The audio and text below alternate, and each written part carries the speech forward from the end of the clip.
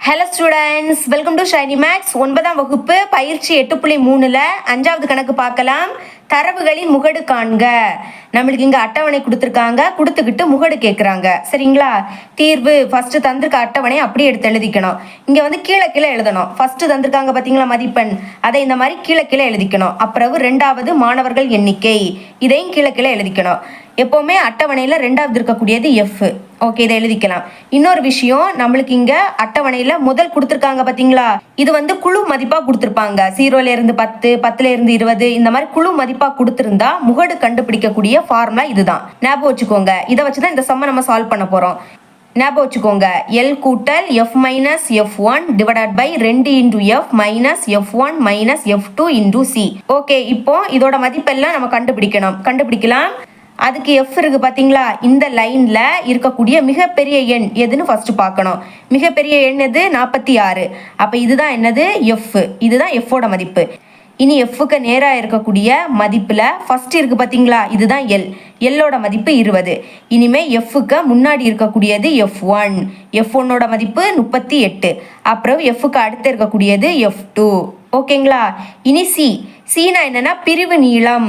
இப்போ பாருங்க, 10லேருந்து 0 கழிங்க 10, 20லேருந்து 10 கழிங்க 10, 30லேருந்து 20 கழிங்க 10. இதில் இருக்கக்கூடிய எல்லா மதிப்பையும் கழிச்சு பார்த்தீங்கன்னா 10 தான் கிடைக்கும். அதுதான் சியோட மதிப்பு. இப்போ அதை தனியாக எடுத்து எழுதிக்கலாம். C is equal to 10. இனி எஃப்போட மதிப்பு என்னது? 46. அப்புறம் எஃப்1ஓட மதிப்பு என்னது? 38. அடுத்த எஃப்2ஓட மதிப்பு என்னது? 34. கடைசியாக எல்லோட மதிப்பு என்னது? 20 எழுதிக்கலாம். இப்போ இந்த மதிப்பு எல்லாத்தையும் இங்கே பிரதியிட்டாலே போதும். எல்லோட மதிப்பு 20 கூட்டல் எஃப்போட மதிப்பு 46 மைனஸ் எஃப்1ஓட மதிப்பு 38 டிவைடட் பை 2 இன்டூ எஃப்போட மதிப்பு 46 எழுதிடலாம். அப்புறம் மைனஸ் எஃப்1ஓட மதிப்பு 38. அடுத்த திரும்பவும் மைனஸ் எஃப்2ஓட மதிப்பு 34. ஓகே, இனிமே பெருக்கல் சியோட மதிப்பு என்னது? 10. அதையும் எழுதிருங்க. அடுத்த 20 கூட்டல் 46லேருந்து 38 கழிச்சா 8 தான் கிடைக்கும். டிவைடட் பை பெருக்கலாம். 6 12, அப்போ 2 பாக்கி 1, 4 8, 8ஓட 1 கூட்டினா 9.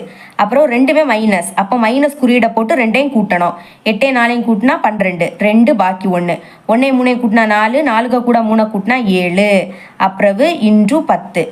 இனிமே 20 கூட்டல் 8 டிவைடட் பை 92லேருந்து 72 கழிச்சா 20ன்னு கிடைக்கும். இன்டூ வெளியே 10 கேன்சல் பண்ணலாம். இந்த 0 கேன்சல் ஆகிடும். இனி 2ஆம் வாய்ப்பாடு கேன்சல் பண்ணலாம். 2 2, 4 8.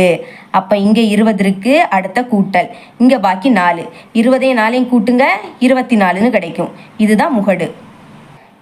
பார்த்தீங்களா? ரொம்பவே ஈஸியாக இந்த சம்மை சால்வ் பண்ணிட்டோம். இவ்வளோ தான் இந்த சம். இது உங்களுக்கு கிளியராக அண்டர்ஸ்டாண்ட் ஆயிருக்கும் நம்புகிறேன். தேங்க்ஸ் ஃபார் வாட்சிங்.